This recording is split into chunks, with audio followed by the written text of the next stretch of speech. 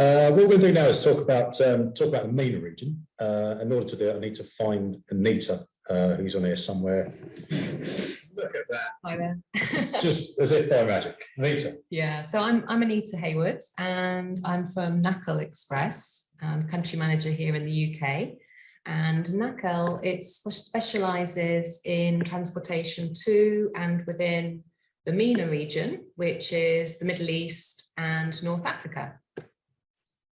Excellent. We're doing a little bit of ping-ponging back here, as you can see. So we were talking in our cross-border thing there then about all the different regions you can go to. MENA isn't probably one that's on absolutely everybody's list. Why MENA? Yeah, I think, was it Ken who was linking back to the total billions of the e-commerce market? MENA, as a sort of a chunk of that market, is expected to reach, I think it's $48.6 billion US this year. It's still a relatively untapped market, and it's ranging, say with UAE, it's got about, I think it's just checking my stats, 4.2% of all retail last year was e-commerce in the UAE, and then with Saudi Arabia 3.8%, and then down to say Egypt with 2.5%, and that gives you an idea of sort of the range that you've got within the region from the point of view of, I would say, the development of the market there. The Chinese were very quick to get into the MENA region. And so what you tend to find is that there's a lot of marketplaces selling a lot of the sort of lower end type items. Whereas, as Ken and I think Anna Olivia alluded to, the Middle Eastern consumer definitely wants the Western brands. They see the brands as being quality in comparison to what they may get from other countries. And also it's the prestige and being able to buy things that perhaps you're not able to get in shopping malls over there. And the Middle Eastern consumer likes shopping, as you will see if you go around Harrods or places like that, which is the next bit really, what they tend to buy, which links in to what we've just seen from Matthew. By far the most common item that's bought by the Middle Eastern consumer is clothing. And again, that's the full range of clothing, from say fast fashion right through to your designer sort of higher end wear, and followed by health and beauty. So, which was interesting to see the statistics there, sort of the number of countries health and beauty companies ship to, maybe not being quite as high. It's a very young population there as well, which links in with why clothing is very popular as an import from here to there. If you take Saudi Arabia, you've got about over 60% of the population are less than 35 years old. And added to that, they tend to be young people with money to spend. There's a lot of economic factors linked in with that. Mm. Very good, isn't it? So they're not, I suppose in this country, sort of getting all this very nasty economic hits and everything. I mean, are the young people there likely to really struggle with money, or is it slightly different? Yeah, definitely a different setup. If you look at the sort of the current world situation, from the point of view of what's gone on in Russia and Ukraine, and in particularly the impact on oil prices, when you look at MENA, the majority of the countries are oil or gas producing countries. So from the point of view of the impact on the petrol pump, there isn't any, or it's minimal. Inflation isn't really an issue at all. From the point of view of impact of COVID as well, vaccination programs have been very progressive.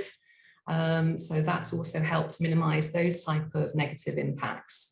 So it's sort of a different scenario to what we've got here. The ability to spend is a lot higher.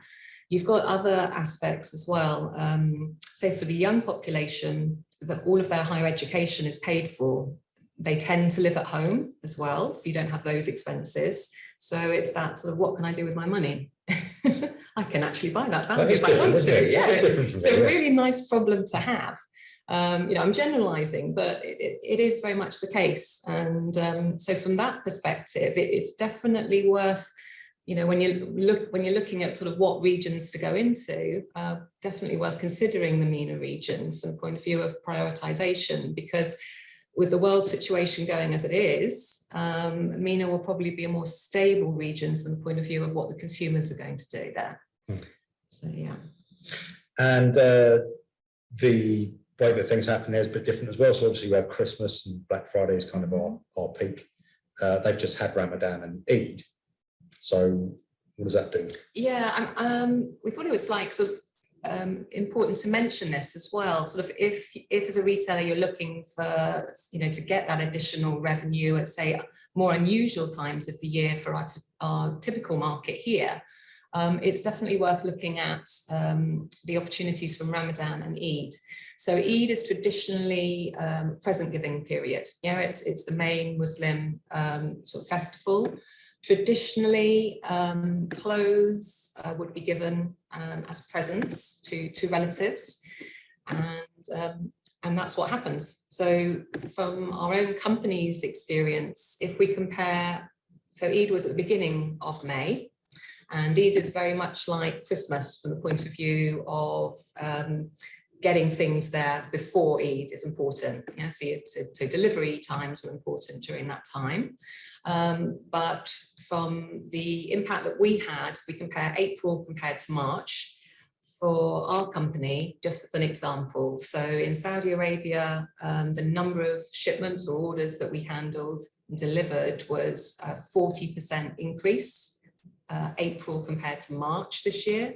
And in the UAE, it was closer to 100%.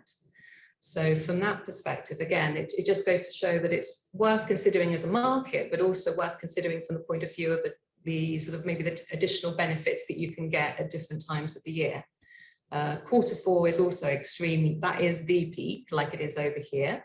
But the Ramadan Eid peak is sort of like the I wouldn't even say mini, yeah, it's still a very significant time of the year in order to get additional revenues.